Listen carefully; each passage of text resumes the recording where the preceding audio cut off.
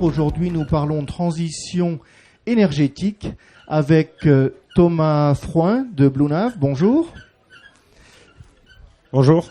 Avec Antoine Lecestre, Alternative Énergie. Bonjour. Bonjour également. Et avec Mathieu Robert de Madintech. Bonjour. Bonjour. Également. Donc la filière nautique en Nouvelle-Aquitaine, on le rappelle, est une filière importante avec 8512 emplois directs. C'est écrit sur le mur derrière vous. Un vrai fleuron pour la région Nouvelle-Aquitaine. Et ces tables rondes sont proposées par Atlantic Cluster, un rassemblement d'entreprises et d'entités de la filière nautique et navale en Nouvelle-Aquitaine avec la région et en association, en partenariat avec l'agglomération de La Rochelle, l'agglomération Rochefort-Océan et la communauté de communes Aunis Atlantique. On l'a vu, le gouvernement prend cette question de la décarbonation dans le domaine maritime au sérieux, puisque dans le plan France Mer 2030, le gouvernement souhaite décarboner les secteurs du commerce, de la pêche, de la plaisance, avec un fonds d'investissement de 300 millions d'euros qui est mis sur la table. Le gouvernement a également mis en place des jeudis de l'innovation maritime et le but est de diminuer de 50% les émissions de gaz à effet de serre à horizon 2050 et d'arriver vers un navire zéro émission. Le Grand Pavois, puisque nous sommes sur le salon du Grand Pavois, le Grand Pavois a son espace consacré, dédié à l'éco-navigation. Et puis, nous sommes sur le stand de la région Nouvelle-Aquitaine et la Nouvelle-Aquitaine, la région, avec le cluster, a mis en place une feuille de route des industries nautiques et navales en Nouvelle-Aquitaine en 2023-2028. Et la première orientation, c'est d'accompagner la transition énergétique et écologique de la filière, énergie verte, matériaux durables, économie circulaire et nouvelles pratiques. Pour en parler cet après-midi, eh bien, nous avons justement trois intervenants de qualité. Mathieu Robert, est-ce que vous pouvez nous présenter en quelques mots Madintech pour commencer? Alors, Madintech, c'est une société qui est éditrice de logiciels et d'électronique. On est connu essentiellement parce qu'on équipe des coureurs de course au large, Vendée Globe et autres. Mais on participe à plusieurs projets industriels qui ont un lien avec la transition écologique. Et vous avez coutume de dire que sur un Vendée Globe, c'est votre logiciel qui barre plus que les skippers du Vendée Globe, c'est bien ça? Je te laisse le dire, ouais. Merci. Antoine Lecestre, Alternative Énergie, vous faites partie du groupe Fountaine Pajot? Oui, tout à fait. Donc Alternative Énergie, on est une entreprise rochelaise, une dizaine de personnes qui existe depuis un peu plus de 20 ans, connue entre autres à La Rochelle pour le bus de mer et les passeurs, mais également on développe de plus en plus une activité liée à la plaisance grâce au groupe Fountaine Pajot. On équipe de la motorisation et du stockage d'énergie pour les voiliers Fountaine Pajot et monocoque du Four. Thomas Frouin, Blounav, en quelques mots? Alors Blounav, on est une entreprise basée à Arcachon, nous, et donc on fait de l'hybridation de bateaux. C'est-à-dire qu'on participe à la transition énergétique en installant nos moteurs électriques sur des bateaux qui gardent leur moteur thermique pour pouvoir les transformer en bateaux hybrides. Donc ce sont des turbines rétractables qui permettent de naviguer à basse vitesse le long des côtes en sortie de port en électrique. Et lorsqu'on va vite d'un point A à un point B, on repasse sur le mode thermique, ce qui permet de sauvegarder l'autonomie. D'accord. Alors, on parle de décarbonation, on parle de transition énergétique. Madintech et Alternative Énergie, notamment, vous travaillez à la fois pour les filières nautiques et navales. Donc, ça va être intéressant de voir quelles sont... Et comment Blounav également, d'ailleurs. Ça sera intéressant de voir comment est-ce que des technologies qui ont été développées peut-être au commerce peuvent arriver dans la plaisance. Quelles sont justement ces innovations, ces technologies disponibles en matière de transition énergétique, que ce soit en première monte pour des bateaux neufs ou en termes de refit? Qui veut répondre? Peut-être Mathieu ou Antoine? Mathieu, pour commencer peut-être. Parce qu'on parle, quand on parle de bateaux, de navires de commerce, évidemment, on parle de méthanol, on parle de GNL. Peut-être que ces technologies sont-elles applicables à la plaisance? Et évidemment, on parle de batterie aujourd'hui, on parle d'hydrogène. Est-ce qu'on peut passer ensemble un petit panorama de ces technologies? Le panorama des technologies, ça c'est pas évident pour moi. Antoine Lecestre, peut-être, pour commencer? Je dirais que, alors, il y a effectivement, on va avoir tout ce qui va amener à avoir des moteurs thermiques qui vont consommer moins, différentes sources de carburant, que ce soit brûler du gaz, enfin du GNL, de l'hydrogène directement dans certaines solutions. Mais on va avoir à côté toutes les solutions en lien avec l'électrique, soit avec un stockage batterie pure, soit une production d'énergie électrique en direct pour alimenter des moteurs, en hybridation parallèle ou en hybridation, enfin on est en propulsion électrique pure. On va avoir tout un ensemble de technologies, donc à la fois des technologies clés qui se développent sur le stockage et des technologies qui se développent sur la production d'électricité à bord du bateau. Et quelles sont les technologies qui sont applicables justement à la plaisance? On sait que les bateaux de plaisance ont une taille qui n'est pas extensible et on y peut imaginer qu'une technologie applicable, je pense au méthanol ou autre sur des porte-conteneurs, ne sera peut-être pas directement applicable à la plaisance. Il y a deux enjeux pour moi sur l'intégration dans la plaisance. C'est à la fois la notion de coût et de sécurité associée, puisqu'on va demander des normes et des certifications supplémentaires qui ne sont pas forcément accessibles financièrement à un monde comme la plaisance. Pour certaines technologies dites un petit peu plus dangereuses s'il n'y a pas des équipements de sécurité supplémentaires rajoutés. Vous, Mathieu Robert, Madintech, vous travaillez justement, vous accompagnez les entreprises pour cette transition énergétique. Les systèmes que vous fournissez permettent de relier un petit peu ces différentes sources d'énergie? Ouais, c'est ça. Nous, on a un peu le lien puisqu'on est au centre et on doit faire travailler à la fois les producteurs d'énergie et les consommateurs et de pouvoir gérer justement les systèmes en termes voilà. Nous, on travaille sur des projets comme il y a sur les cargos pour la propulsion vélique qui va pouvoir remplacer une partie de la consommation thermique des bateaux. Et également comment on va produire de l'énergie avec de l'hydrogénération à ces moments-là. Donc il faut faire le lien entre tous ces éléments, donc c'est une espèce de smart grid entre producteurs, consommateurs. Ça demande un peu plus d'intelligence et d'efficience que des systèmes qui sont à la base que d'une seule production. Là on doit mixer et ça, on a besoin donc de travailler à monitorer tout ça et à pouvoir traiter l'ensemble des acteurs de la production et de la consommation. Et vous travaillez, Madintech, principalement pour de la première monte, enfin en tout cas pour faire le design de bateaux neufs, c'est ça, enfin, ou de prototypes la plupart du temps. Nous aujourd'hui, comme on travaille dans l'innovation, on est plutôt sur des bateaux de prototypes ou de... Ouais, c'est ça, plutôt des prototypes. On n'a pas fait aujourd'hui de choses en deuxième monte, si c'est la question. Oui, absolument. Non. Et alors, par contre, Blue Nav, vous êtes à la fois sur de la première monte et sur du refit de navires. Ouais, exactement. Nous, on a 50% de notre marché sur de la première monte, en fait. Donc, ça va être les chantiers navals qui vont proposer nos moteurs en option au client final lorsqu'il achète un bateau. Est-ce qu'il veut le bateau normal ou en option hybride, comme dans le monde des voitures. Et on a aussi toute la partie refit, exactement, sans modification de structure du bateau, où quelqu'un qui a un bateau thermique peut venir ajouter nos moteurs pour que son bateau devienne hybride. Exactement. Et donc, c'est un chantier, on parle de combien de temps si par exemple, j'ai mon petit bateau et je veux venir rajouter cette option hybride, est-ce que c'est un chantier compliqué? Est-ce que c'est structurellement délicat? En fait, chaque cas est différent, c'est-à-dire que nous, pour la plupart, on ajoute nos moteurs sur les tableaux arrière des bateaux. Il y a certains bateaux sur lesquels on peut l'ajouter directement, c'est un peu du plug and play, et certains bateaux sur lesquels on est obligé d'aller chercher un petit peu plus loin, c'est-à-dire quand ça rentre pas sur le tableau arrière, on a des versions traversantes aussi. Mais en gros, une installation, ça prend entre 4 jours et une semaine. Et une des particularités, c'est que les moteurs que vous proposez ont une hélice mais qui n'a pas d'axe, c'est ça? Quel est l'intérêt, quel est l'avantage? Alors oui, c'est ça en fait. Ce sont des turbines qui ont un rotor et un stator avec un système d'aimant électromagnétique qui font tourner en fait une bande autour on appelle ça un rim drive, et donc ça a une efficience qui est plus importante qu'une hélice normale. Il n'y a pas de perte en fait. Donc rim drive, la jante, c'est ça? Exactement, c'est ça, c'est la jante. Si on veut traduire, quoi, c'est entraîné par la jante.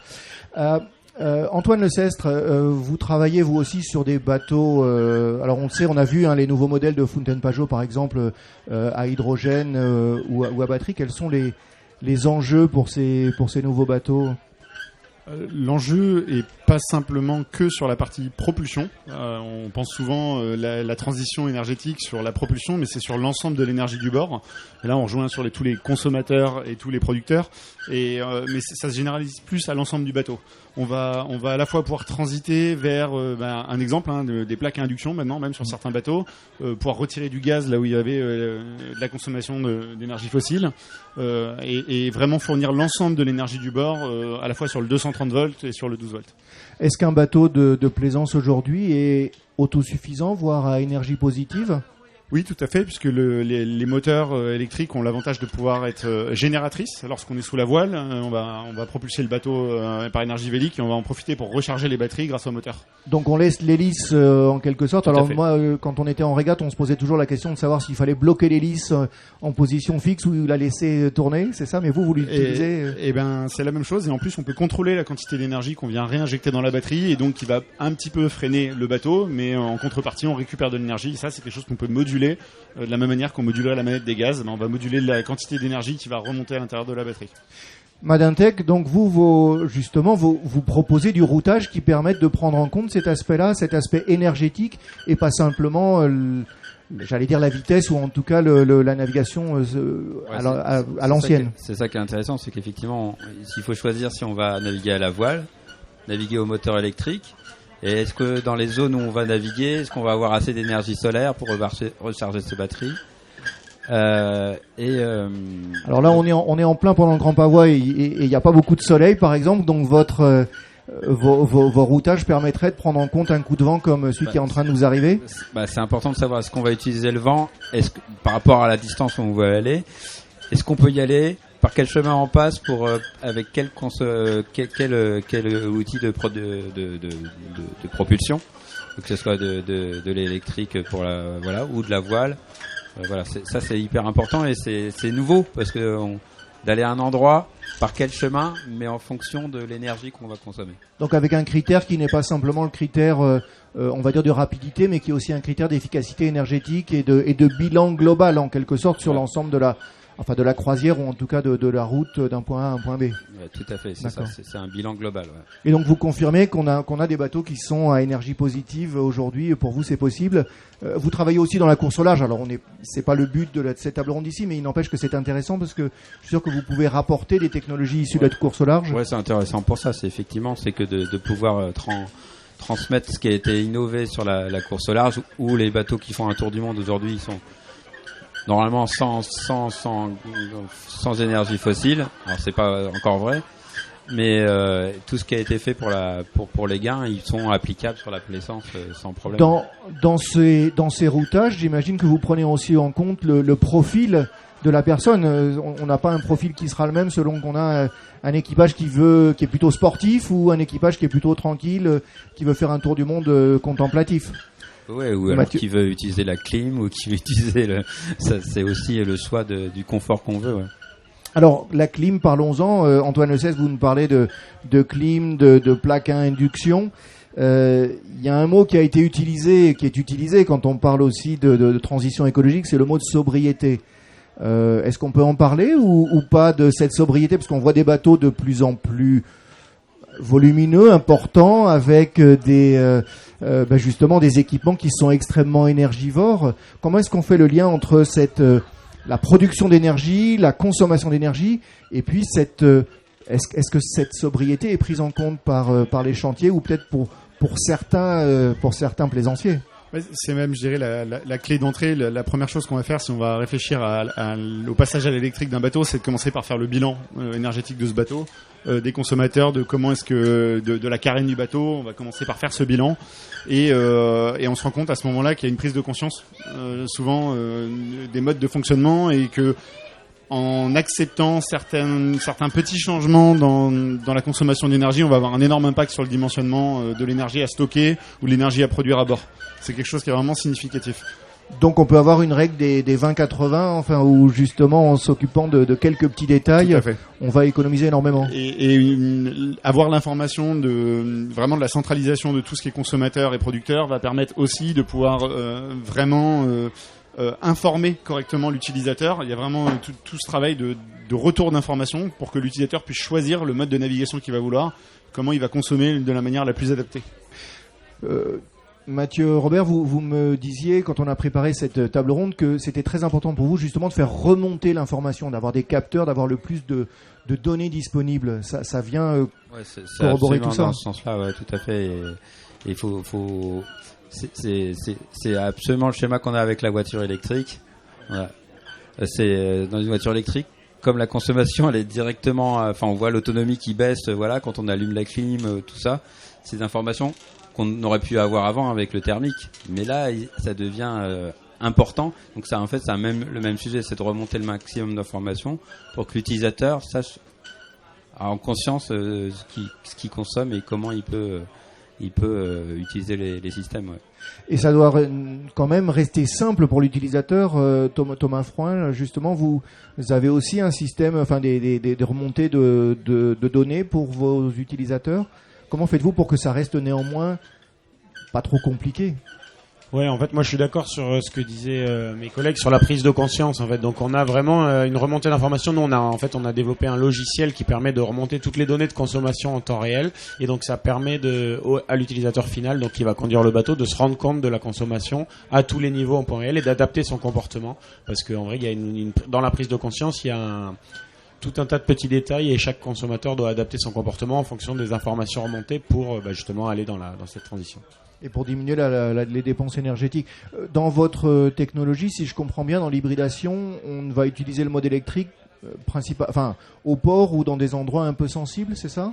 Oui, alors. Et peut-être pas pour des longues voilà, en fait, aujourd'hui, on a le souci d'autonomie sur le 100% électrique. Donc nous, on est parti du principe que l'électrique peut être utilisé à basse vitesse en sortie de port dans les zones protégées, parce on va en parler sûrement après, mais il y a un aspect réglementation qui est en train d'évoluer, et donc il y a beaucoup d'endroits qui vont ou qui sont interdit à l'électrique, au thermique aujourd'hui, et donc dans ces zones-là, naviguer à l'électrique, c'est quelque chose de bien, mais on peut, disons que c'est certain à certains moments, donc pas tout le temps et pas à haute vitesse en effet. Ouais. Vous en avez parlé, la réglementation, on peut imaginer que dans le futur, des zones sensibles, comme vous le dites, interdiront les moteurs thermiques, peut-être que ça va pousser un petit peu cette transition de manière plus rapide. Si on parle de réglementation aussi, on sait que de mettre en place des navires à hydrogène par exemple, et je me tourne vers Alternative Énergie, Antoine Lecestre, la réglementation n'est pas très simple parce qu'aujourd'hui elle se fait au fur et à mesure que vous développez des prototypes, et donc ça ne vous donne pas une vraie lisibilité. Comment pourrait-on améliorer la chose ? Est-ce que les services de l'État ou le législateur qui évidemment essaye de limiter les risques, pourrait vous aider? C'est surtout sur le travail normatif, je dirais qu'il y a quelque chose à faire. Le législateur va s'appuyer sur un jeu de normes, donc c'est au niveau de l'Europe que ça va se faire. La problématique aujourd'hui, c'est qu'en l'absence de normes, on va aller les chercher ailleurs, et on va aller les chercher dans l'automobile, et elles sont pas du tout les mêmes exigences, pas du tout les mêmes applicabilités que ce qu'on peut avoir dans le navire. Donc l'important, c'est vraiment d'avoir un travail sur ces normes au niveau européen, de sorte d'avoir des normes adaptées à la plaisance, adaptées au maritime. Et parce que cette question de normes se pose beaucoup dans les navires de travail. Enfin, on sait que vous avez mis en place les passeurs électriques, enfin des petits navires électriques. Pour arriver à passer à de l'hydrogène, ça n'est pas si simple. Mais ça se pose aussi dans la plaisance ? Oui, tout à fait. C'est les mêmes problématiques, et on essaye de faire en sorte de ne pas imposer le même niveau de règles que sur un navire à transport de passagers, par exemple. Pour autant, aujourd'hui, en l'absence de règlement, c'est ce qu'on est obligé de faire. D'accord. Mathieu Robert, sur la partie réglementation, vous avez aussi des cas qui sont un petit peu délicats à résoudre ? La question, c'est est-ce qu'on établit les normes pour faire changer les consommateurs, ou qui fait quoi? Et aujourd'hui, moi, j'ai pas l'impression. Alors, je donne mon avis, je suis désolé, mais j'ai pas l'impression que le monde de la plaisance ait commencé sa transition. D'accord. Donc il y a un peu de travail à faire aussi de sensibilisation. Voilà, c'est à ça que servent ces tables rondes comme aujourd'hui d'ailleurs. Est-ce que les normes vont pousser les utilisateurs à changer, ou est-ce que c'est les utilisateurs qui vont pousser à ce que ça change les normes? Ça, voilà. Thomas Froin, sur la partie réglementaire ou normative, vous avez une remarque ? Non, mais moi je suis d'accord sur le côté sensibilisation, c'est-à-dire qu'aujourd'hui il faut complètement changer l'état d'esprit et le comportement des consommateurs pour justement s'adapter à cette transition. Je sais qu'il y a certaines zones de France, la France est très en retard par rapport à d'autres pays du nord de l'Europe sur justement ces réglementations, mais ça vient petit à petit. Il y a certaines zones françaises qui deviennent interdites et ça va continuer, je pense. Donc il faut que les comportements changent pour tout le monde. Alors vous nous parlez de sensibilisation des consommateurs, des plaisanciers. Peut-être que pour terminer cette table ronde, est-ce que vous pourriez nous partager une prise de conscience un petit peu personnelle que vous avez vous-même vécue dans le domaine du nautisme ou de la plaisance ? Puisqu'il faut que les gens changent, vous-même, avez-vous changé ? Alors moi je me suis rendu compte que j'aimais beaucoup le monde de la vitesse parce que j'ai fait beaucoup de motos etc. étant jeune, et dans les bateaux j'aimais beaucoup la vitesse etc. et les sensations, et je me suis rendu compte justement que le fait de pouvoir naviguer sans bruit, sans vibration, sans odeur, on commence à profiter du trajet aussi, et pas seulement une fois qu'on est arrivé, qu'on sort la glacière, l'apéro etc. On commence dès la sortie du port à basse vitesse, sans bruit, à profiter comme à la voile en fait. Et le monde dans le monde de la plaisance, ça peut arriver aussi au moteur, à l'électrique du coup. Donc les deux vont essayer de se rejoindre. Antoine Lecestre, une prise de conscience un peu personnelle. On parlait tout à l'heure des prises de conscience nécessaires pour la transition. J'ai fait moi-même cette prise de conscience en me rendant compte que je ne savais pas, ou j'avais jamais réalisé combien je consommais avec mon bateau. Et tout simplement, le fait de se poser la question de passer à l'électrique et de dimensionner son électrique, on se dit, je dois remplacer quoi ? Et donc la première prise de conscience, c'est c'était quoi avant ? Mathieu Robert, une prise de conscience personnelle Personnelle, oui, je sais pas trop si c'est personnel, mais moi aujourd'hui avec mes clients qui font de la course, je me demande si un jour on va pas faire des règles de course où on va mettre l'énergie comme paramètre principal et pas la vitesse de première arrivée. Et voilà, on y pensait déjà avec François Gabard il y a 5-6 ans pour les ultimes, de mettre une règle sur l'énergie, comme ça permettait de savoir si on allait mettre des foils, pas des foils. Et voilà, moi j'espère qu'un jour ça va arriver et que ce sera pas juste une course à la vitesse. Voilà. Mais que ce sera aussi une course à l'écologie. Merci beaucoup tous les trois. Donc Mathieu Robert, Madintech, Antoine Lecestre, Alternative Énergie du groupe Fountaine Pajot, et Thomas Frouin, Blue Nav. Cette table ronde était présentée par Atlantic Cluster et la région Nouvelle-Aquitaine en partenariat avec l'agglomération de La Rochelle, l'agglomération de Rochefort-Océan et la communauté de communes d'Aunis-Atlantique. Demain, dernière table ronde à 11h, toujours ici sur le stand de l'Atlantic Cluster. À 11h, on va parler nouveaux usages. Mercredi, nous avons exploré l'économie circulaire. Aujourd'hui, la transition énergétique. Et donc demain, les nouveaux usages, toujours avec Atlantic Cluster, la région. Merci beaucoup